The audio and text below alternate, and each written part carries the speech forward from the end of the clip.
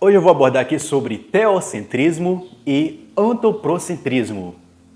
São dois conceitos aí que quem estuda filosofia, até quem estuda história, tem que estar atento a eles para não se perder na organização da história em si.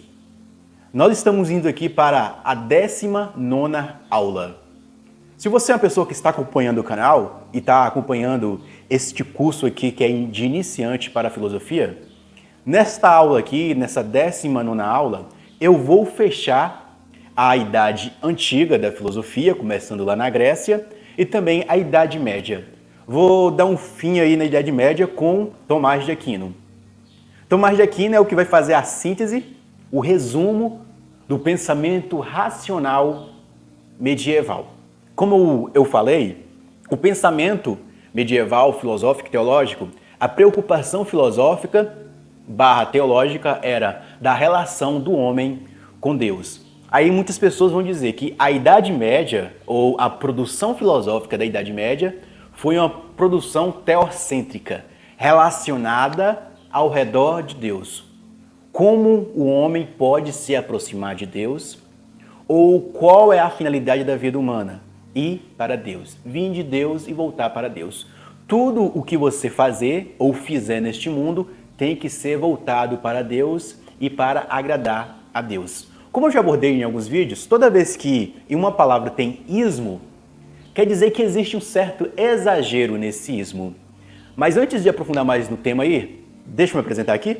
Olá, seja bem-vindo ao canal O Aprendiz de Filósofo. Eu sou José Inácio, tudo bem com você? Espero que você esteja bem. No desenvolvimento da filosofia, nós olhamos a filosofia se desenvolvendo lá na Grécia, especialmente na cidade de Atenas e nas colônias da Jônia ali, em Mileto, e com os filósofos Tales, Heráclito, Parmênides, Xenofonte, Anaxagoras, Empédocles, que eles desenvolveram primeiramente a filosofia cosmológica, querendo saber um princípio original, um princípio que permeia todo o universo. Depois veio Sócrates, Platão e Aristóteles e os sofistas, que os sofistas eram habilidosos no falar, na argumentação, sabiam ensinar a forma de falar em público e para um público específico, ter uma fala mais letal, uma fala mais convincente. Sócrates já era um buscador da verdade. Ele não estava preocupado em convencer o seu ouvinte, não estava preocupado em falar palavras veludosas para o seu ouvinte, mas a única preocupação de Sócrates era buscar a verdade. Não é à toa que ele desenvolve o método dele, a maiêutica. Entre Sócrates, há um grande debate entre os sofistas.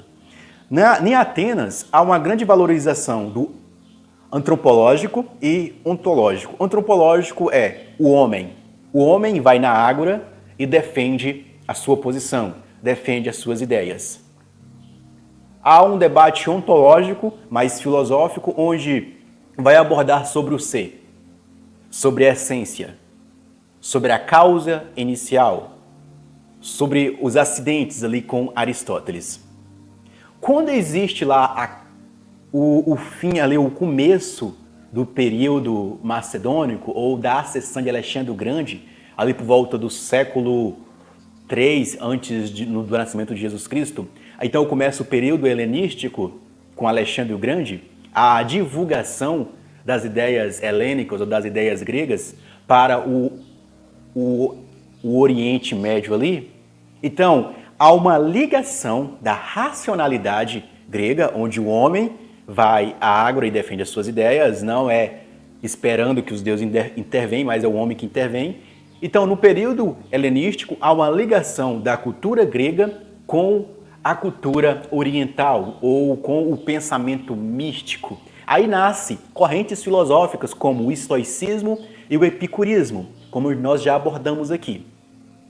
Então, depois disso, há uma crise, Alexandre o Grande morre, o Império Macedônico é dividido. Se você ler Marcabeus, lá da Bíblia, mostra lá, depois que o Império Macedônico é dividido, os continuadores do Império Macedônico começam a espalhar os seus males até entre os povos judeus ali. Se você ler Marcabeus, vai ter uma descrição ali do que o os helênicos estavam fazendo, a divulgação do helenismo, a mistura do helenismo com o judaísmo e com o Oriente, que é ali com a mística indiana. A partir disso, lá por volta do ano mais ou menos do século II, antes do nascimento de Jesus Cristo, começa a aparecer os romanos. Os romanos começam a aparecer, os romanos começam a dominar. Aí começa a ascensão do Império Romano. O Império Romano ele vai ali do ano 2 antes de Cristo até 476, que fala que é a queda do Império Romano. E muitas pessoas vão dizer que é o início da Idade Média. Porque nesse período do Império Romano houve perseguição aos cristãos, a mistura do pensamento grego, do pensamento oriental, da cultura oriental, com o pensamento e com a cultura e com a religião judaica, e depois o nascimento do cristianismo. Então há essa mistura ali do Oriente, a cultura grega e do cristianismo e dos romanos. E aí sim, há perseguição dos cristãos, a divulgação das ideias cristãs, de uma ideia ou de uma moral ou de uma religião universal. Até então, essa questão de uma moral ou de uma religião universal ainda não era comum. Hoje é mais comum falar ou ter uma religião que é universal para atingir todas as pessoas. Muitos judeus achavam que a religião judaica era só para os judeus, para os israelitas. Então, o cristianismo ganha força. Quando é no ano de 476 depois de Cristo, a queda do Império Romano, a disposição ou a retirada do imperador Rômulo. Então, a queda do Império Romano, como eu já abordei, com as invasões dos bárbaros, dos germânicos. Então, aí vem uma nova mistura, a mistura do povo germânico, um povo com a visão mais panteísta do mundo, com uma visão mais naturalista, que os deuses dele eram deuses mais naturais, como Odin e etc. Então há outra mistura aí cultural, que as invasões dos povos germânicos dão uma crise no Império Romano. Com o Império Romano, os líderes, os imperadores estavam mais preocupados com o poder do que defender as fronteiras do Império.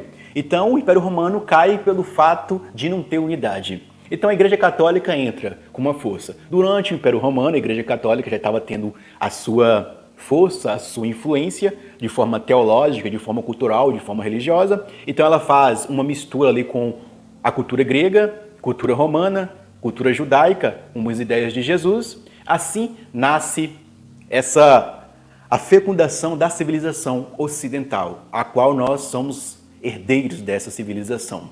E como abordei, aí dá o início da Idade Média, onde há uma profunda barbárie de invasões, destruição, perdas de muitos documentos filosóficos e teológicos, a participação dos monges, os beneditinos, do mosteiro de São Bento, onde a regra deles era manter a unidade para assim também manter a tradição religiosa e filosófica.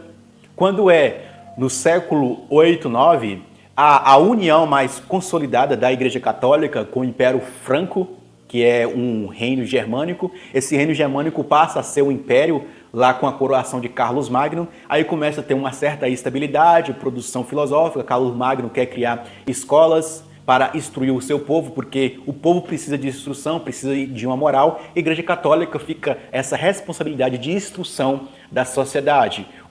A Igreja Católica se torna uma educadora da sociedade, ensinando a moral e a ética cristã, junto ainda com a filosofia grega, com o direito romano e ainda misturando a cultura germânica, que a Igreja Católica, o cristianismo, era uma religião universal. Então todos os povos era para se adequar ou se misturar, porque, de certa forma, o cristianismo ele tenta evangelizar todas as pessoas, então é uma religião universal. Aí, nessa Idade Média, há essa proliferação de cultura, de educação, mas passa mais ou menos do século de 476, do século V até o século VII, é um período onde há pouca produção intelectual. A partir do século 8, 9 e 10, começa a nascer a escolástica, produção filosófica dentro das igrejas e das catedrais, através da influência do imperador Carlos Magno. Então, só aí que começa a aparecer onde que eu vou fechar a escolástica aí, com Carlos Magno, Santo Anselmo, Pedro Lombardo, Pedro Abelardo e Tomás de Aquino, que vai ser o príncipe da escolástica. E por volta do século 14, 15, vai ter um período da Renascença. Se na Idade Média foi o teocentrismo, Deus no centro de tudo, produção filosófica ao redor de Deus, ao redor do cristianismo, da Igreja Católica, na Renascença vai ser o antropocentrismo. Antropocentrismo vai ser a valorização do homem. O homem está no centro da reflexão filosófica. Como já abordei em alguns vídeos, durante ali na Baixa Idade Média, por volta do século II, XII e XIII, ao nascimento da burguesia ou dos burgos. Burgos era praticamente cidades onde existia o comércio, produção artística e também começou a ter um florescimento do aparecimento da moeda e também do que a gente pode chamar de um pré-capitalismo, onde as pessoas vendiam mercadoria e tinham lucro, vendiam mercadoria e tinham lucro, então começa a ter essa ascensão dessa nova classe econômica, que é a classe da burguesia. E essa burguesia começa a contratar pessoas também para falar ou para ser divulgadoras dessa nova ideia da burguesia. Se tinha só o catolicismo, o cristianismo divulgando a fé cristã, o pensamento cristão, então essa burguesia começa a financiar artistas, filósofos e historiadores para fazer essa nova versão da realidade. Uma versão filosófica e histórica mais burguesa, mais laica. Então começa aí nesse período da Renascença, século XIV, século XV, começa a ter uma valorização. O homem volta para o centro de reflexão, a moral do homem, não relacionado com Deus, mas como o homem se relaciona aqui nessa existência. Então, o teocentrismo era com Deus. O antropocentrismo vai ser o homem no centro de tudo. Teocentrismo é Deus no centro de tudo. Vai ter um filósofo que é Pico della Mirolanda, que ele vai escrever o discurso sobre a dignidade do homem, onde nesse discurso dele há uma valorização da pessoa humana em si mesma. Assim, com esse resumo de tudo que eu falei, olha para você ver, consegui resumir mais de 3 horas de aula aí em apenas 14 minutos aí, ainda trazendo uma perspectiva do teocentrismo e do antropocentrismo. Espero que esse vídeo aqui dê para encerrar a doutrina ou a filosofia da Idade Antiga, da Idade Média. E agora nós já estamos entrando aí na filosofia da Renascença e na filosofia moderna. Espero que esteja gostando desse conteúdo. Se está gostando, compartilha para alguém que gosta de filosofia e dá o seu like e deixa seu comentário aí abaixo. E eu fui. Tchau!